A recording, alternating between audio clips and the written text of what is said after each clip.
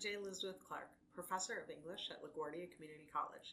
And today I'm delighted to welcome Dr. Eric Hofmann to talk about high-impact practices. Welcome, Eric. Hi, Liz. How you doing? I'm doing great. How are you? Good. All Good. right.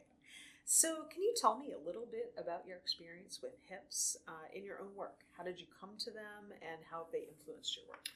Yeah, so I really got introduced to high-impact practices. They weren't really called it at the time when I was studying for my master's degree in English and focused on composition especially. So writing intensive courses obviously were something that I was really interested in.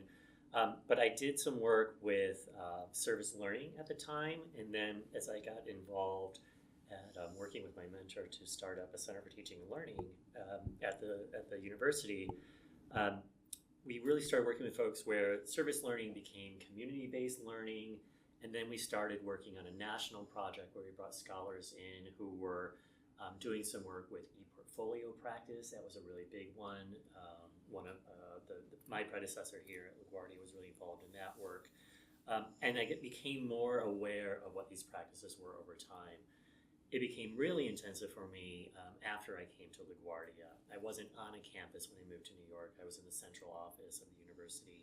But once I came to LaGuardia, I was introduced to more of these. And I see the whole range of them now being used with our faculty across the college. I love that history because you and I share so much of our early academic training overlaps. Yeah. Because I too, when I was working for my master's, started in community-based learning and service learning. So I think, and of course writing the disciplines because we both started out in English, and I think there is that. Right, we see that evolution in higher ed of understanding these practices, but then seeing how they've really come to impact student learning over time. Yeah, absolutely. And I think that now that we're calling them high impact educational practices, it just helps categorize this and frame this for folks. And we've seen the expansion of those to where I think people won't even know what all of them are at this point. Yeah, I agree. So LaGuardia has a really unique history. We even provided evidence for the adoption of ePortfolio as the 11th HIP. What are some of the challenges that come with having an institutional focus on HIPs, and then the conditions we've had in place at different times to do this work? I think in general, in higher ed especially, a focus on learning is sometimes perceived as being in competition with other things that faculty have to focus on. I think the fact that we're a learning college, which means a couple of things to me, but just to focus on the community college aspect of what we do, the range of educational histories our students bring to their work with us, we've got to talk about teaching and learning in a way that is meaningful for faculty, many who come out of either industry themselves or come out of doctoral training programs where the focus has been on research publication, and the rewards have really been toward that as well. So I always say, and in the work that I've done through the Center for Teaching and Learning, time is the most precious resource that any of us have, and finding that balance. We have to think about our colleagues as learners as well. Faculty are learning, and some of the faculty who I think are learning from their students, but also continuing to work on their own pedagogies, their classroom practices, they're the true learners who will come back and be able to share that with others. So it's a challenge just because of the time, but I also think it's a challenge when you find the balance of where the direction is coming from to do this work. And I hope we talk a bit about some of the institutional pieces that have to be in place to implement this well. But is it top-down? Is it perceived as top-down? How do we introduce faculty to these things in the same way that you might have to introduce students to your disciplines or certain practices in the classroom? I did write a note about this. I was doing a lot of work in my master's program around the use of technology in writing, and I know that in technology we think about the early adopters and then the early and late majority who comes along, and then there's the resistors to that. And I often want to look at what is that resistance? Is it about something I don't have time for? Is it about something that pushes against my own comfort level in the classroom? And I think that's where we have an opportunity to think more about how we introduce this to our colleagues. Definitely. I mean, as I've been compiling case studies and talking with faculty, a lot of what you said really resonates with the experiences that people are having in the classroom. And people are talking about how they've evolved in their understanding of HIPS, their use of HIPS, how it's changed for them over time. So they're very much, I think, a lot of faculty who are deeply involved in this work would describe themselves as learners in this work. So I love that you're thinking about it, approaching it in that way. Why do you think HIPS, so HIPS have been adopted nationally. There's something that a lot of different colleges and universities talk about. Why are they particularly a good fit for LaGuardia, for our students, and our students at this time? I think that one of the things that can be difficult for first-gen students, especially, is just navigating the college space. And if you bring some focus and structure to what's happening in the classroom spaces, it can build that confidence in, okay, I understand what I'm doing, what the value of a learning community is. I think that we also have tried at LaGuardia to iterate and to iterate with a group of faculty, and then as we expand that, to make sure that we understand what it means, not only in my discipline, but with a certain group of students.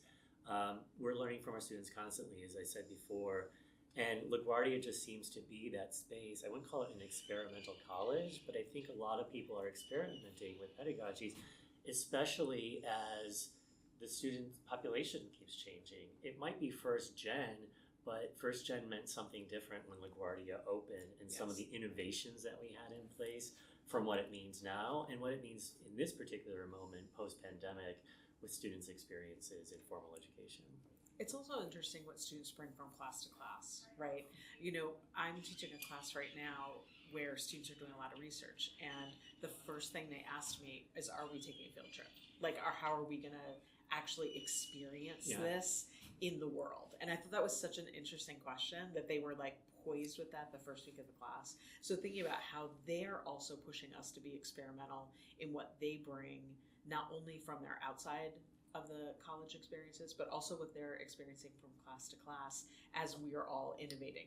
Yeah, I mean, they have certain expectations because of that. And I think that one thing I've learned is that I talk about disciplines, but I also think about the departmental cultures in any institution, and you could put it in organizations in general. We have different department cultures, we have different expectations, we have different rules, attendance rules and things. So students come in with one expectation, and you've got to figure out, as a faculty member, how do I navigate their expectations? Yeah, that absolutely. So we know that these HIP practices are happening across the college, and we could identify a lot of them, but many of them are sometimes in small, isolated pockets, and then we have others that are highly coordinated, like for shared experience, learning communities, ePortfolio. From an institutional perspective, how do we think about growing and scaling HIPS? What would that mean for students, and why would we want to do that? Yeah, I want to say that I think that there have been waves of practice here at LaGuardia. And I think learning communities felt much bigger at one time, and maybe they were. I think that even in our ePortfolio work, it was really, I thought, really deep across many departments and many of the programs. I think the pandemic really affected a lot of what we do, and I don't want to spend a whole lot of time talking about that, but many of these things were at scale. When the pandemic happened, I think it became, what do I have the bandwidth for? Yeah. When does everything feel extra? Not only for the faculty, but for the students as well. We had to coordinate around the technologies. Did they have the bandwidth even to do some of this work? So I think we're in a place right now to question why it worked and what didn't work. How do you sustain something? Because sustaining it is the hardest part, I think. New faculty come on board, faculty go on sabbatical, new leadership around new issues. We have funding for different kinds of things as well. And I think there's always this push to innovate and do the new thing. But I think that we need to have the vision of the academic leaders and also the institutional leaders to say, if we're going to use our resources, again, time being one of them, but also the institutional resources, what are the few things that we think are going to make the biggest difference for folks? So my experience, I've only been here 9 years, but I saw some of that scale and growth and then sort of retraction in some of those areas as new things come at us from central office, new things that are happening socially, politically, that we're dealing with all of that. So my hope in this is we learn from what we've done, what's worked, who was included, who wasn't included, how do they feel about it? And I think your project, going and talking to people about how they've scaled this, is one place to start with seeing what people were doing, what got them excited about it, and then start to talk about how do we do it at scale, why can't we do certain things at scale, and invite people to come on board who haven't had a chance to learn about it yet. Definitely. I mean, a lot of times when we talk about high impact practices, we're talking about it from the student perspective, which is at the heart of everything we do at LaGuardia. It's my favorite thing about us as an institution, is because that's always the leading question. Like, how is this going to serve the students and help them grow into fulfilled, graduates? But at the same time, one of the really fascinating things in this project is that as we're examining HIPs, also what I'm finding is that faculty who are engaged in this work, it's really faculty work, right? It's really work that is led by faculty vision and belief about what the classroom is. And I think connecting that piece to HIPs is really important to talk about the fact that it's not just a top-down practice, right? But it's something that faculty have really invested a lot of time in thinking about what that looks like in the classroom. That's really important. And I think that it's the leaders of that work may have done a lot of that, but it's helping others figure out how to use their time to do that. I'm really concerned about the faculty bandwidth for a lot of things they have to do. We have so many differences in things like teaching load. Some people have to publish and do their research. Some new faculty come on board and have scholarly reassigned time. Others don't. I mean, there's so much inequity in the faculty role. And then I talk about the departmental influence on that as well. So finding time to do that. One of the things that I appreciate about the Center for Teaching and Learning is a focus on sustained learning. This takes time, and you need the supports to do that, and you can't just figure it all out in a one-shot deal, sometimes not even in a semester. So that's what the iterative process of this as well. The is experimentation really and the freedom to experiment. So what would it look like in terms of implementation and impact when you're thinking about scaling? And I hear you saying you want to think about moderation, you want to think about what's top down, what's ground up, what's that in-between space, faculty bandwidth, student bandwidth right now. I mean, it's a very complicated milieu. Yeah. But what does it look like? Yeah, and we're doing this, as I said earlier, there's lots of changes. We have new technologies coming on board from central office. We have a new CRM for all the advising and communication that happens with our students. So the first thing I would say is that it goes back to the vision and the clarity in the message to our faculty and the support from department chairs and program directors around doing this work, why we're doing this work, make sure that there's an understanding why we're doing it. I mean, we're learners too, that matters. And to put the resources in place for folks to do that. And resources doesn't just mean, the compensation that comes with that, if it's reassigned time or stipends. It's the time, it's also the rewards that come with that, the recognition that faculty get for doing that. And then we have a very large adjunct population here. How do you do this work with adjuncts? Because they don't have the same kinds of supports as well, or the time for doing this. So that's one piece for me, is around resources, capacity, and making sure the rigor is there. I think if you deliver the supports and a professional development experience that is worth their while, I mean, that's good adult learning. Right? Yeah. Those are the tenets of adult learning. Why am I doing this? Is it worth my time? And do I recognize that it's going to actually help me? The piece about the impact of that work. So we know that HIPs are evidence-based. There are data out there that show why these are effective practices. Are we actually doing that work at LaGuardia? I've been involved because of grants and because of funding that we get from the university at times in writing reports. We're collecting data. We're looking at things like FYS. We're looking at things like learning communities, ePortfolio even.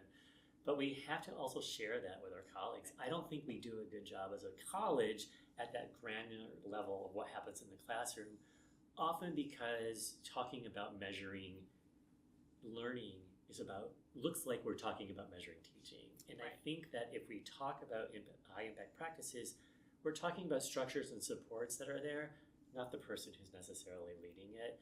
And we just have to do a better job as an institution thinking about how we use data for improvement, not as a weapon to punish someone or to say, I'm better than you because of this. I think that's data culture is another piece of this that we have to get people thinking about what impact looks like, how we measure these things. And that's a tricky conversation in higher ed. It is. But also with our background in English, data is also a story, right? It's creating the story of what learning looks like at LaGuardia. And that's important. It's important to add that texture. And I would say that one of my roles at the college is writing a lot of those reports. And I feel that we have a good story to tell. We do. And, we just don't always tell it internally as much as we do to our external audiences. I want to thank you for your time today. Do you have any last thoughts on high impact practices before we wrap up? One thing is that I like about HIPs is that they are not discipline specific. Some things might work better in some areas, but similar to the way we do our gen ed assessment. These are not discipline specific practices. You can really think about how they work in a classroom if you also invite your students into it and that they are co-constructing learning for themselves with these as well. Yeah, and thinking about it as yet another way to connect us across the college. Yeah. All right. Thank you so much. Yeah, thanks for being here. Thanks.